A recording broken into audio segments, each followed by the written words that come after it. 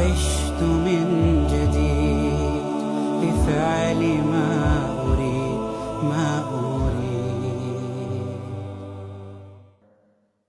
السلام عليكم ورحمة الله وبركاته. الحمد لله الذي هدانا لهذا وما كنا لنهتدي لولا أن هدانا الله. أشهد أن لا إله إلا الله وأشهد أن سيدنا محمدا عبده ورسوله. اللهم صل وسلم وبارك على خير خلق سيدنا محمد وعلى آله وصحبه أجمعين. أما بعد، رب اشرح لي صدري ويسر لي أمري واحلل عقدة من لساني يفقهوا قولي. رب زدني علما وارزقنا فهما. Alhamdulillah, segala puji bagi Allah Subhanahu wa taala.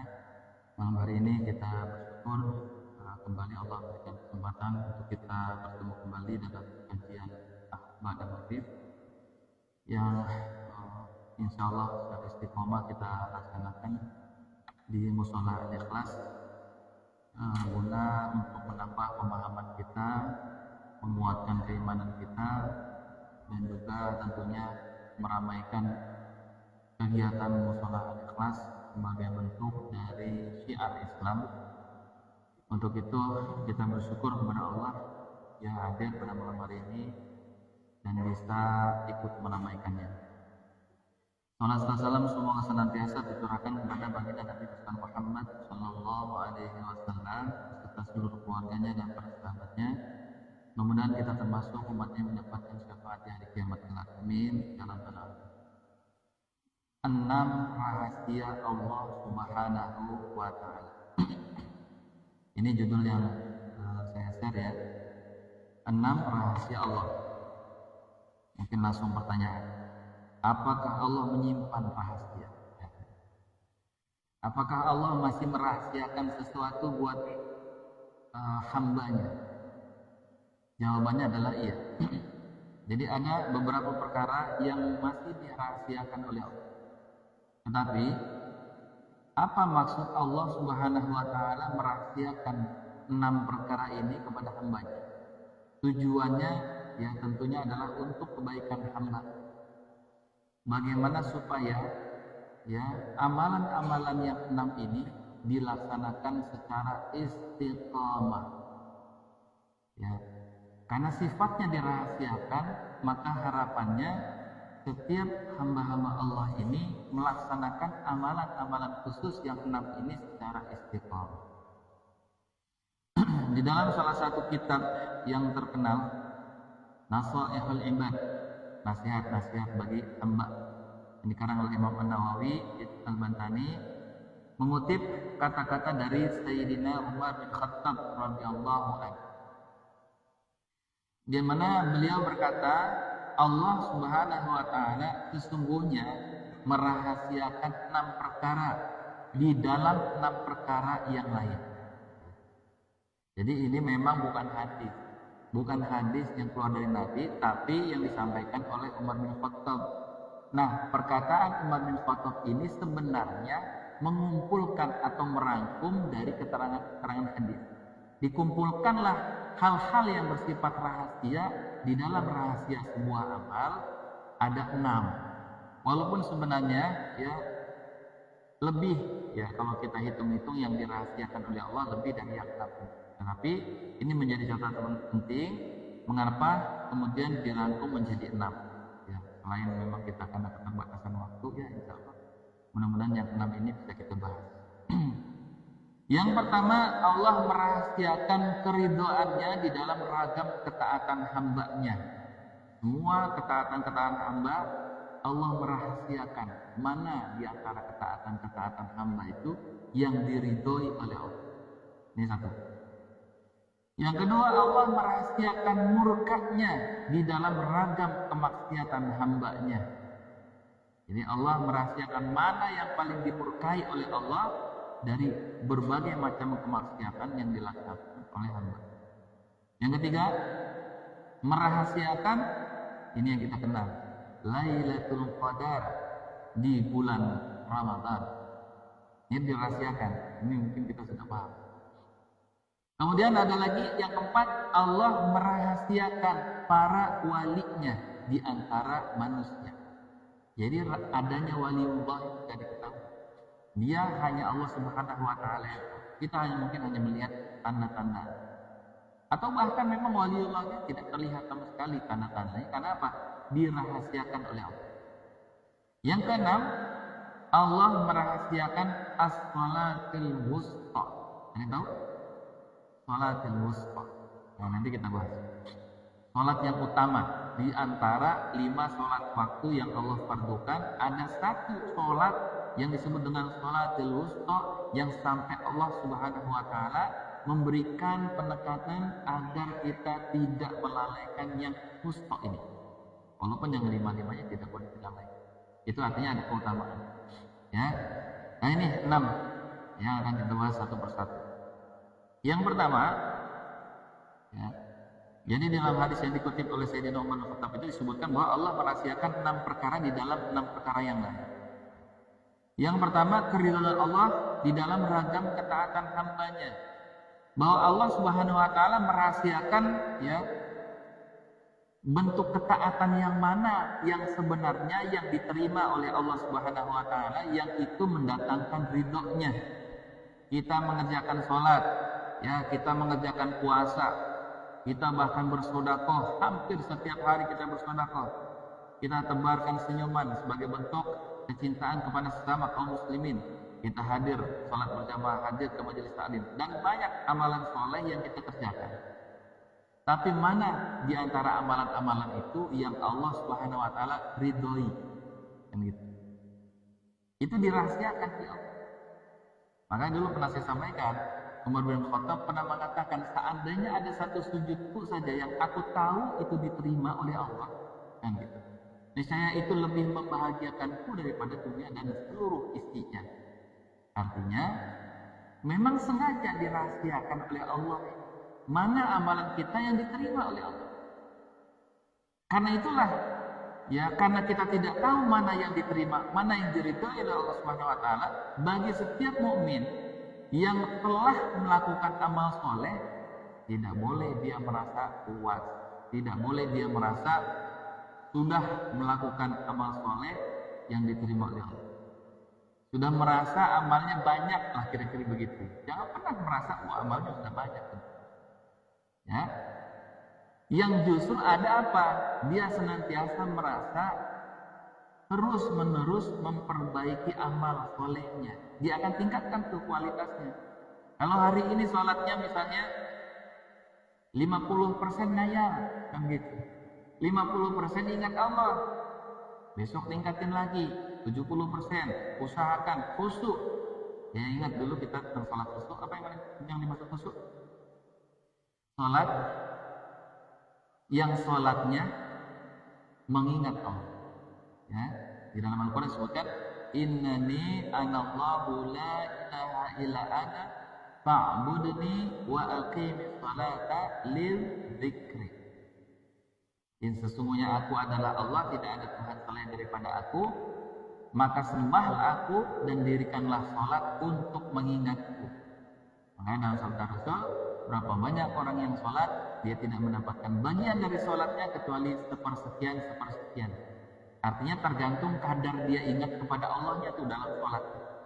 Itu baru sholat. Belum amal-amal yang lain yang mesti terus kita evaluasi, kita perbaiki agar betul-betul memenuhi syarat untuk diterima atau diridhoi oleh Allah. Itu memenuhi syarat.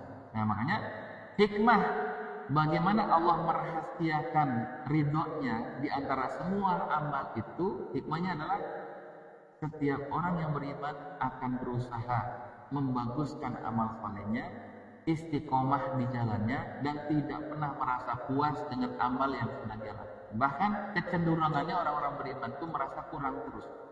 Ya, habis sholat biasanya suka evaluasi nggak Pak? Kalau habis sholat evaluasi ini. Tadi sholat kayaknya banyak khayalnya atau lebih banyak ingatnya. Mana nggak ngerasain gitu? Pas lagi tahiyatul akhir, assalamualaikum. Terus ada perasaan, udah salam aja, kan gitu. Ini kacau banget ini. Sampai salam sendiri dia lupa kan gitu. Sampai salam yang dilakukan sendiri dia baru enahnya itu ya, udah salam kan gitu. Terus yang tadi ngapain? Kan gitu. Nah, evaluasi ini penting ya, karena disitulah Allah merahasiakan di antara semua amal kita mana yang diterima oleh Allah Subhanahu wa taala. Jadi ini mengajarkan kepada kita agar apa? Selalu konsisten dan ikhlas di dalam setiap bentuk ibadah yang kita lakukan, karena kita tidak tahu mana yang diterima. Sehingga dalam hal ini tidak perlu kita misalnya merasa lebih banyak amalnya dibandingkan orang lain, karena kita sendiri nggak tahu mana yang diterima. Di dalam Al-Quran surah Al-Baqarah ayat 273 disebutkan ya terjemahannya sini, dan tidaklah amal mereka melainkan untuk Allah Subhanahu wa taala, atau di dalam surah Al-Bayyinah ya, wa ma umiru illa liya'budullaha mukhlishina lahuddin. Amal kita memang kita sudah berusaha penuhi syaratnya agar diterima. Kita sudah ikhlas mengikuti contohnya yang dilakukan oleh Rasulullah. Kemudian saat melakukan amal itu kita idrak billah, sadar akan hubungan kita kepada Allah. Melaksanakan sholat bukan karena rutinitas, tapi karena sholat adalah perintah Allah. Berpuasa di bulan suci Ramadan bukan karena rutinitas setiap tahun, tapi karena Ramadan adalah bagian dari perintah Allah. Jadi motivasinya adalah karena Allah. Kalau sudah dipenuhi seperti itu, maka kita serahkan semuanya kepada Allah. Nah, juga hadis Nabi yang mengingat tentang hal ini adalah diantaranya sabdanya yang berbunyi, sesungguhnya Allah tidak melihat kepada tubuh dan penampilan kalian, tetapi Dia melihat kepada hati kalian dan amal kalian. Yang dinilai itu memang amalan soleh itu ada amalan fisik, tetapi yang dilihat langsung ke dalam hati kita. Artinya dilihat dari sisi keikhlasannya, dari sisi tadi volume konsentrasinya, khusyuknya tadi, lebih banyak khusyuk atau lebih banyak menghayalnya kan gitu. Itu yang akan dilihat oleh Allah. Tahajudnya mungkin 20 atau 12 gitu ya, 14, atau misalnya sholat sunahnya nggak pernah tinggal. Secara fisik bisa kita lakukan, tetapi apa yang ada di dalam hatinya itulah yang menjadi dasar perhitungan Allah Subhanahu. Dan kita hanya bisa berdoa, ya Allah, Allahumma taqabbal minna sholatana wa qiyamana wa siyamana. Itu cuma minta kepada Allah, taqabbal, terimalah ya qiyamana wa siyamana wa ruku'ana wa sujudana dan sebagainya. Minta diterima apa? Seluruh ya rakaat dalam sholatnya, rukuknya, sujudnya, sholat dan sebagainya. Jadi sebatas doa ya kepada Allah Subhanahu. Yang kedua, ini kalau ada yang ditanyakan langsung aja ya. Allah merahasiakan murkanya di antara beragam macam kemaksiatan. Maksudnya apa? Allah merahasiakan bentuk kemaksiatan mana yang benar-benar itu menyebabkan Allah itu murka dan mendorong kita untuk menjauhi segala bentuk kemaksiatan. Karena kita tidak tahu mana di antara kemaksiatan yang kita lakukan itu yang benar-benar membuat Allah itu marah. Memang ada dosa yang paling besar yang Allah sebutkan di dalam Al-Quran. Apa dosanya? Yang bikin Allah marah betul, marah besar gitu ya, yang sampai kemarahannya tidak akan memberikan ampunan. Itu dosa syirik. Innallaha ya apa la yaghfiru dzunub. Innallaha, sesungguhnya Allah mengampuni tidak mengampuni dosa syirik dan mengampuni dosa selain daripada dosa syirik. Ya. Nah, bagi yang dikehendaki. Ini kemarin tanya soal yang jihad ya. Dosa yang karena ketidaktahuan. Mungkin bisa saya jawab nih. Kemarin kan ada pertanyaan ya. Yang diampuni oleh Allah itu Ustaz, yaitu dosa yang karena kebodohan. Kan begitu pertanyaannya. Berarti dosa yang bukan karena kebodohan, karena kesengajaan itu yang tidak diampuni. Nah, nyata kalau kita lihat tafsirnya, istilah kebodohan itu bukan seperti istilah kebodohan dalam bahasa kita, orang bodoh yang tidak punya pengetahuan. Tapi yang dimaksud bahasa Al-Quran, yang dimaksud dengan berbuat dosa karena kebodohan adalah mereka ya yang melakukan kemaksiatan dengan sengaja, padahal dia tahu di situ ada dosa yang Allah janjikan. Jadi dia bodohnya itu sebenarnya bukan karena tidak punya pengetahuan, tetapi karena Allah sebenarnya sudah mengancam dengan dosa, dengan neraka, kan gitu ya, dia masih melakukannya. Ibarat kalau kita diberikan modalnya dihampur-hampurkan, gitu ya. Dikasih usia, dia sia-siakan usianya. Dikasih harta, dia sia-siakan hartanya. Dikasih ilmu, dia sia-siakan ilmunya. Ya kan? Ini artinya orang yang menyia-nyiakan nikmat Allah, termasuk di situ disebut kebodohan. Jadi yang dimaksud kebodohan di sini bukan dia melakukan dosa karena ketidaktahuannya. Ya, karena kalau orang tidak tahu itu dia diangkat justru penanya, dia tidak dicatat dosanya. Rufi'al qalamu 'alamin salah. Nah, jadi maksudnya langsung saya jawab di sini sekalian. Ya, yang dimaksud dengan kebodohan di sini. Nah, hikmah yang kedua di sini Allah merahasiakan mana di antara dosa-dosa yang menimbulkan kemurkaan. Memang ada satu dosa syirik, tapi ada dosa-dosa lain yang bisa jadi Allah itu murka, dan mungkin saja dosanya bukan dosa besar, bukan dosa zina, bukan dosa membunuh, bukan dosa misalnya apa, merampok, mencuri, tapi bisa jadi karena dosa-dosa kecil yang kita pandang remeh. Bisa jadi. Makanya karena ada peluang dosa besar dan dosa kecil itu mendatangkan kemurkaan Allah, maka hikmahnya apa? Seorang muslim hendaklah senantiasa menjaga dirinya dari perbuatan dosa, baik yang besar maupun yang kecil. Gitu. Jadi jangan dianggap dosa besar itu yang mengandung kemurkaan Allah, dosa kecil dianggapnya biasa, sehingga orang enak saja itu melakukan dosa-dosa kecil kan gitu. Dan dia meremehkan. Justru bisa jadi Allah murka itu karena kita meremehkan dosa kecil. Meremehkan Allah itu di mana? Allah kan sudah janjikan, seringan-ringannya siksaan neraka itu kan ya berat sekali dalam timbangan kita. Lalu kita remehkan siksaan Allah yang berat itu. Apa nggak sama dengan meremehkan Allah Subhanahu wa taala dengan siksaan yang dijanjikan kepada pelaku maksiat? Makanya di sini ya karena itu dirahasiakan, sehingga kita perlu ya wajib menjaga diri kita itu dari kemaksiatan yang kita nggak tahu. Jangan-jangan gara-gara cuman istilahnya ucapan kita yang ringan gitu, justru Allah murka. Ada satu hadis yang juga pernah saya sampaikan, seorang wanita dimasukkan oleh Allah ke dalam neraka lantaran seekor kucing, di mana dia mengurung kucing tadi, tidak melepasnya dan tidak memberikannya makan. Cuma gara-gara itu kucing, nggak ada hubungannya dengan manusia, tapi Allah di situ mendatangkan kemurkaan.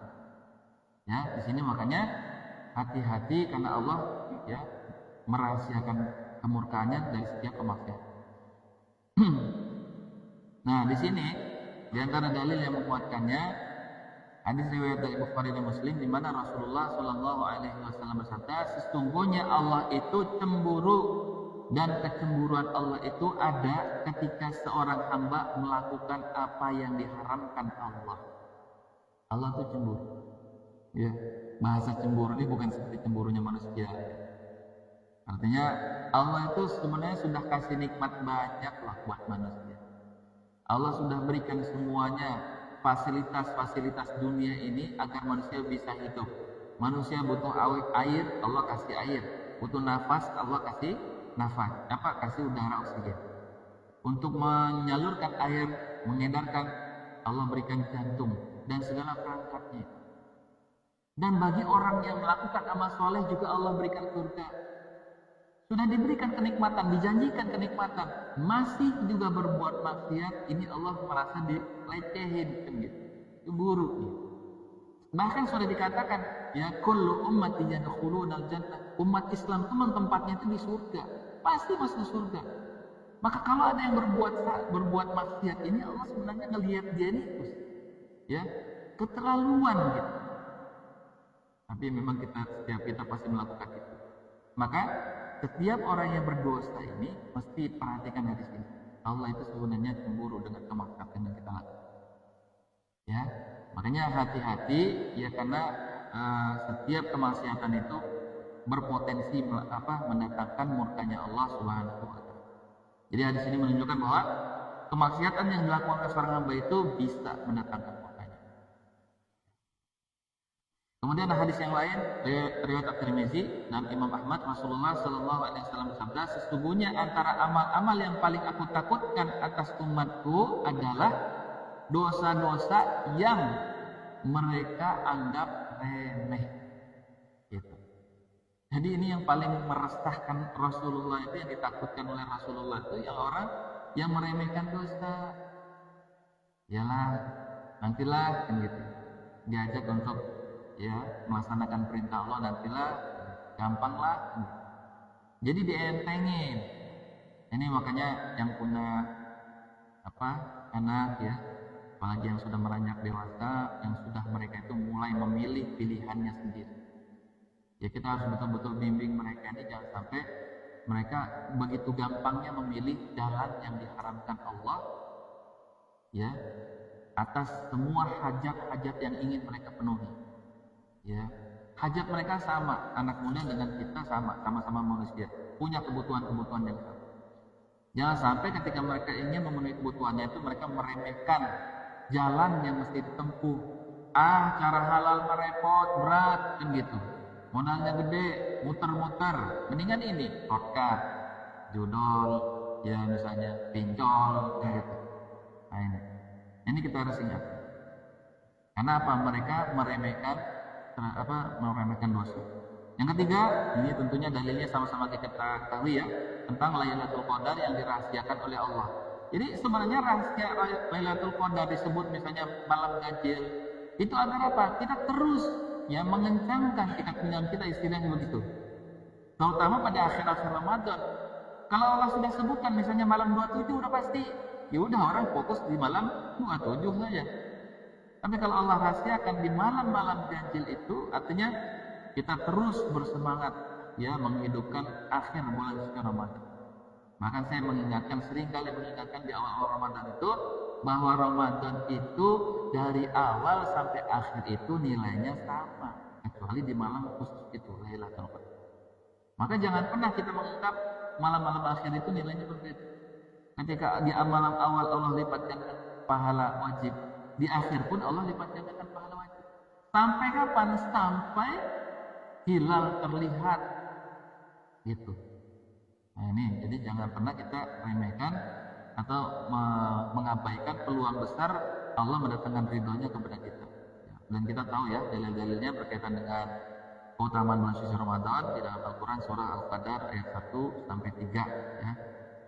Dan hadis Nabi Muhammad SAW, beliau perintahkan carilah malam Lailatul Qadar pada malam-malam ganjil di 10 malam terakhir bulan suci Ramadan. Kita lanjut saja ke yang 4 ya. Para wali-walinya, Allah merahasiakan para wali-walinya di antara manusia ya. Apa sih wali itu? Orang yang sampai kepada tingkat makam waliullah itu ya. Wali-wali Allah ini adalah orang-orang yang dicintai oleh Allah. Mereka mencintai Allah dan Allah mencintai mereka.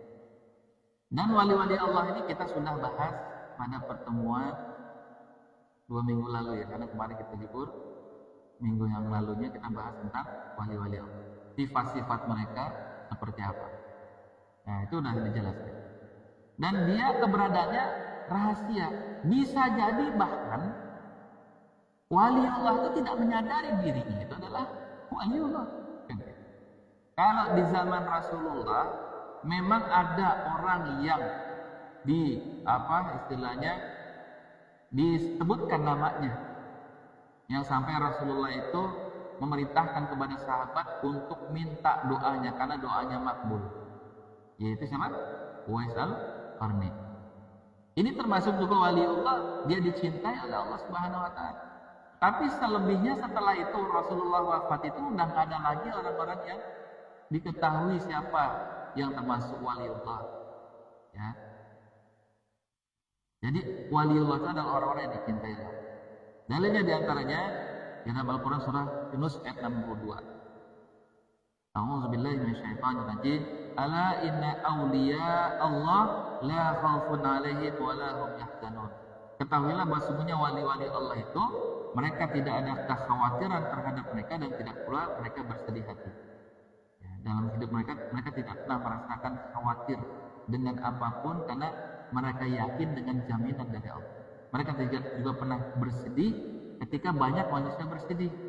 Orang banyak bersedih dengan urusan-urusan dunia, waliullah tidak merasakan. Jadi menjalani kehidupan dunia ini ya santai aja. Santai dalam arti bukan dia tidak giat beribadah ya.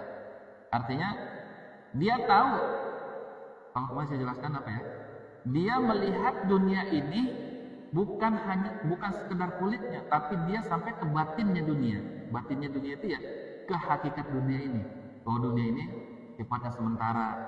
Dunia ini fata morgana. Dunia ini bukanlah tempat tinggal. Akhirat jauh lebih kekal. Dunia ini tidak kekal dan seterusnya. Dia sampai ke hakikat itu. Sehingga apapun yang menimpa dia di dunia ini tidak pernah membuat mereka bersedih hati. Nah, contoh orang-orang seperti ini ya tentu dari kalangan para nabi, orang-orang yang dicintai oleh Allah, ya mereka itu betul-betul ridho kepada apapun yang ditetapkan oleh Allah Subhanahu wa taala. Kita misalnya seperti kisah Nabi Ayub, apa yang Allah uji kepada beliau?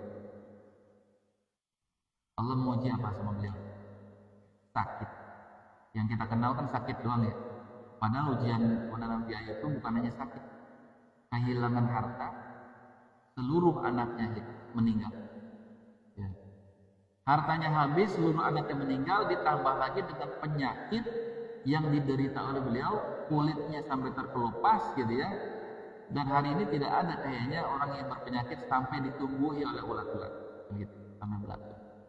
Yang sampai kemudian ditinggalkan oleh kaumnya, oleh orang terdekatnya, orang-orang tetangga-tetangganya menjauh dari dia, kecuali istrinya saja. Saking apa? Saking jijiknya melihat penyakit Nabi Ayub. Coba bayangin Pak, kalau ada Nabi di tengah-tengah kita kan yang ada pengen deket ya kan? Kalau ada Nabi di tengah-tengah kita kan kita pengennya deket. Bayangan kita mah mau Nabi lagi sakit bagaimanapun kita pengennya deket.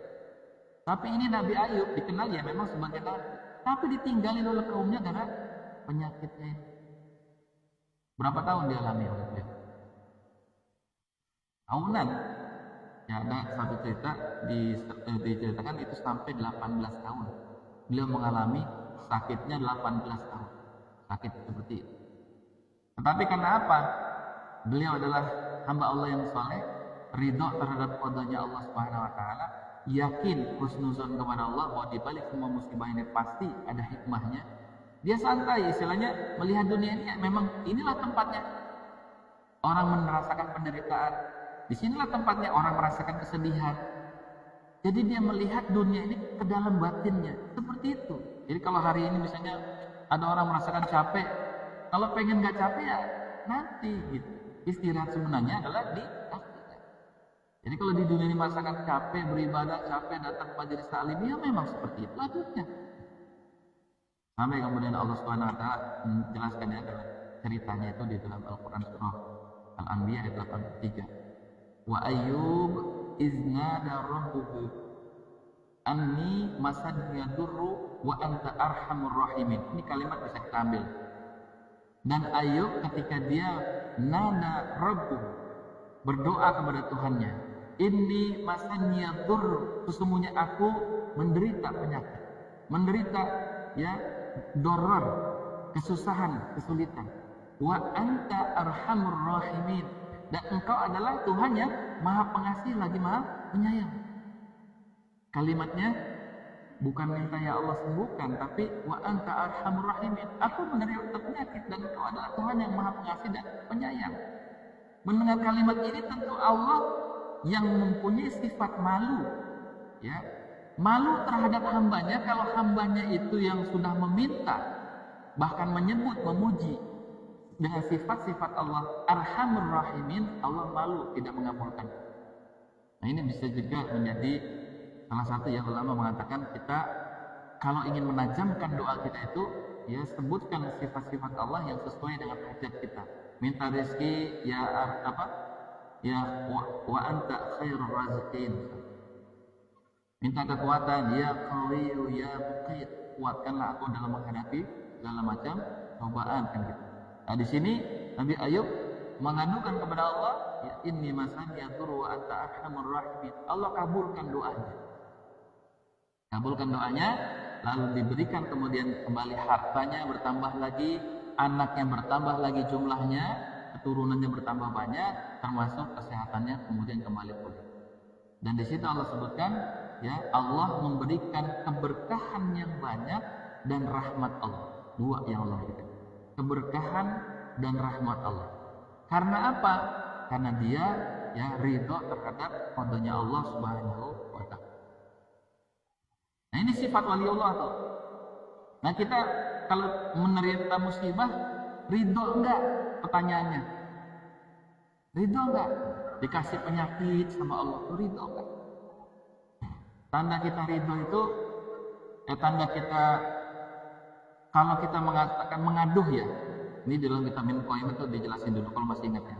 Kalau kita mengaduh, merasakan sakit, aduh, itu bukan tanda tidak ridho. Itu ada istilah lain. Tetapi ini tidak tercela.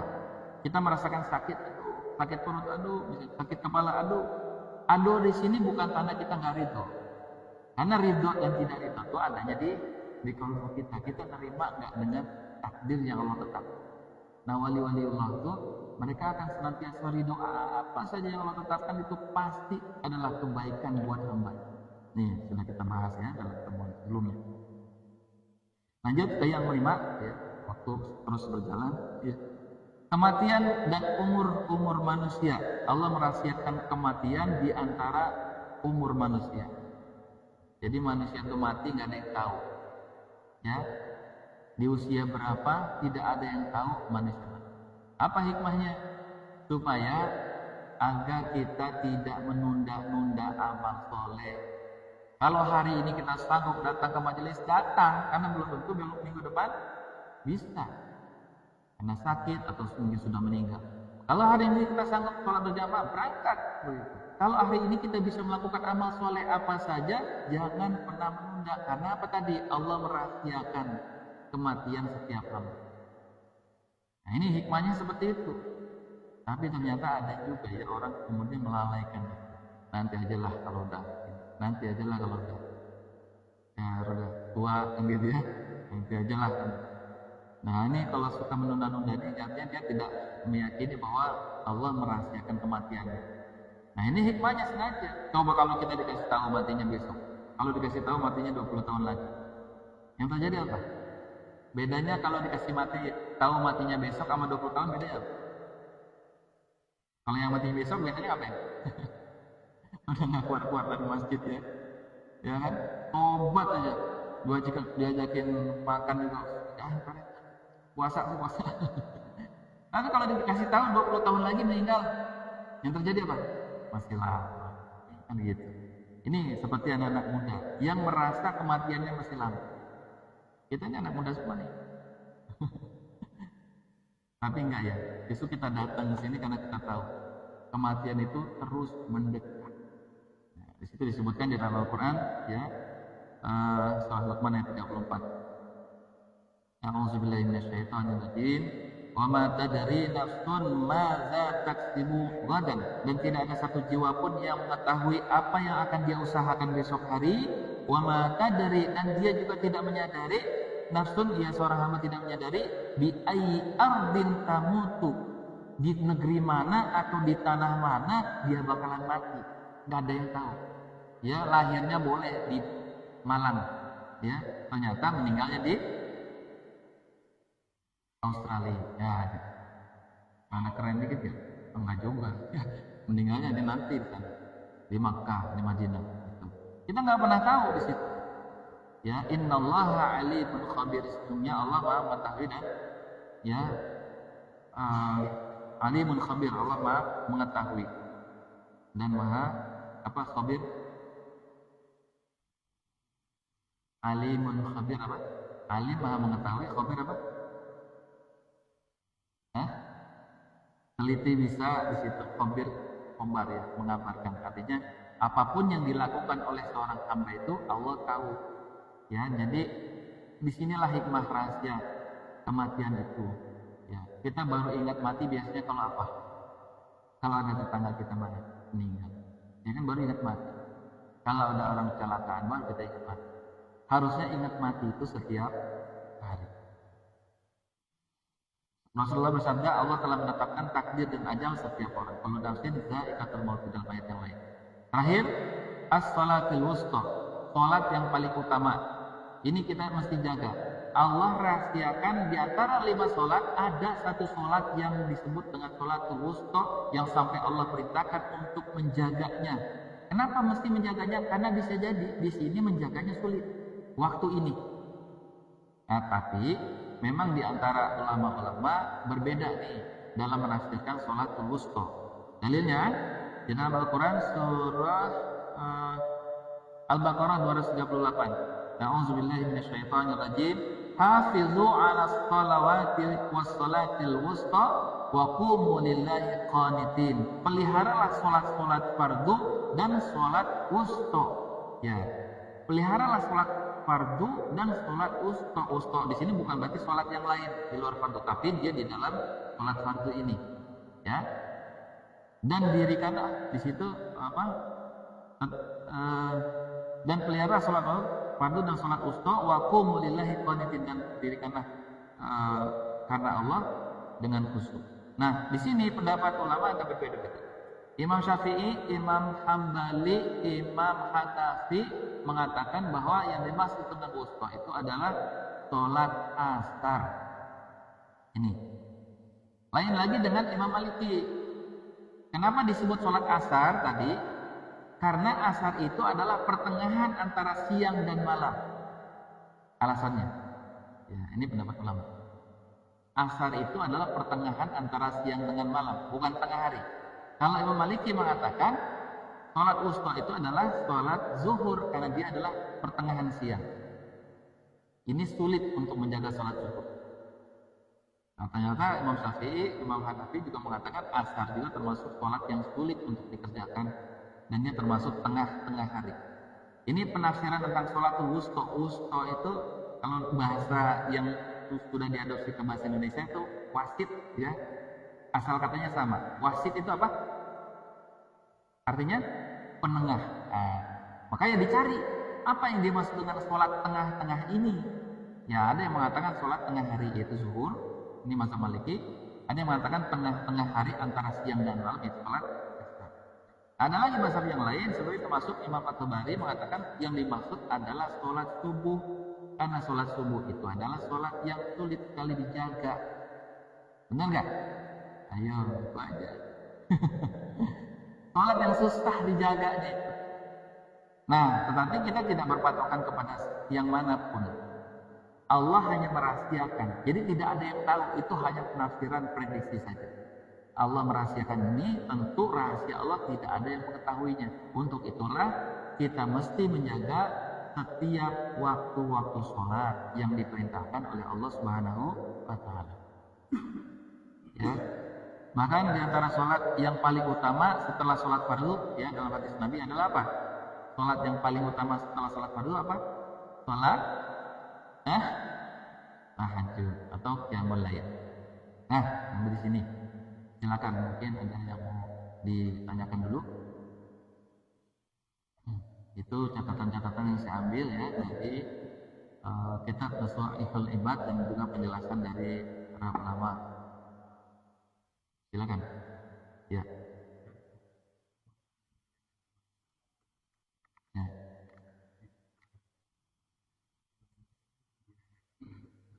Dosa-dosa apa yang diremehkan oleh orang hari ini? Dosa-dosa kecil ya. Seluruh anggota badan kita semua berpotensi bisa melakukan dosa. Baik dengan mata, baik dengan lisan, baik dengan tangan, dengan kaki, dan semua anggota badan kita termasuk hati kita. Nah, kita lihat potensi dosa pada mata itu apa? Melihat yang nggak boleh dilihat, ya kan? Mulut berbicara yang tidak pantas dibicarakan. Ghibah, fitnah, namimah. Apa namimah? Adu domba. Terus apa? Berkata-kata kasar, kata-kata kotor. Anjir, gitu. Ini nggak boleh sebut di sini ya. Kata-kata kasar. Ya, anak-anak sekarang mudah sekali ngomong seperti itu. Lagi main bola, berapa kali saya tegur tuh. Ya kan? Dianggap remeh. Kalau kita orang tua melihat dan kita membiarkan, kita berarti sudah meremehkan dia berbuat dosa dan membiarkan dia meremehkan dosa-dosa itu. Ya, makanya kita perlu bina betul anak kita. Misalnya tentang adab makan, adab minum, adab bersendawa misalnya. Karena kalau lagi sholat suka sendawa atau begitu. Itu ada adabnya. Nah, misalnya. Ya, kalau mau bersendawa dalam sholat itu jangan meluruskan tenggorokan gitu, sehingga suaranya sampai terdengar. Tapi paham. Gitu. Itu juga ada. Pernah ada juga orang yang ceplos aja, bro, gitu. Yang kayak gini. Ya artinya apa? Itu ya mungkin belum tahu, ya belum tahu. Terus apa dosa yang bisa dilakukan oleh telinga kita? Mendengarkan, ya, asik mendengarkan pembicaraan-pembicaraan yang tidak layak didengar. Kita harus ingat ya, kita harus ingat. Orang gagu pengen banget baca Quran. Orang buta pengen banget bisa ngeliat. Ya. Orang tuli pengen banget dia bisa denger Al-Quran. Sementara kita yang diberikan mampu berbicara, mampu mendengar, mampu melihat, kok nggak dekat dengan Al-Quran? Ini pertanyaan. Khawatir kalau sudah tidak dekat dengan Al-Quran, mata kita, mulut kita, telinga kita digunakan untuk yang maksiat, yang kecil-kecil tadi. Jadi banyak sebenarnya dosa-dosa kecil yang bisa yang kita anggap remeh. Kalau kata Al-Marhum Zainal kan, tidak ada dosa besar yang setiap hari digempur dengan istighfar, tidak ada dosa kecil ya yang kalau setiap hari terus-menerus ditumpuk. Ya. Nah ini kita harus hati-hati. Ya itu ya. Kita bisa lihat banyak dosa-dosa itu. Makanya jangan pernah meremehkan dosa itu. Nah, untuk seperti itu berarti kita harus tahu mana-mana saja perbuatan-perbuatan yang termasuk dosa. Dan sinilah kita pentingin ngaji, belajar, ya. Di dalam syariat Islam, di Al-Quran, di hadis Nabi banyak dijelaskan perbuatan-perbuatan dosa supaya kita tahu dan bisa menghindar. Kadang ada orang, mendingan saya nggak tahu, kalau nggak tahu maka tidak dosa. Ini juga salah. Sudah masuk waktu Isya. Alhamdulillah. Mudah-mudahan sedikit yang saya sampaikan pada malam hari ini bisa menambah pemahaman kita dan keimanan kita. Mudah-mudahan. Tapi minggu depan saya rencana ada acara 2 hari, 31 dan tanggal 1 di Sentul. Kemungkinan pulangnya sih jam 2, tapi nggak tahu sampai di sininya dan nggak tahu juga apakah secara fisik bisa gitu ya. Ya mudah-mudahan saja bisa berjalan. Tapi kalau enggak, saya kabarkan langsung nanti di grup apakah ada kajian minggu depan ataukah tidak. Baik, kita akhiri dengan alhamdulillah dan akhir majelis. Alhamdulillahirabbil alamin. Subhanakallahumma wa bihamdika asyhadu an la ilaha illa anta astaghfiruka wa atubu ilaik. Assalamualaikum warahmatullahi wabarakatuh. وهبتني لسانا ذاكرا وقلبا شاكرا يا خالقي إنني سعيد عش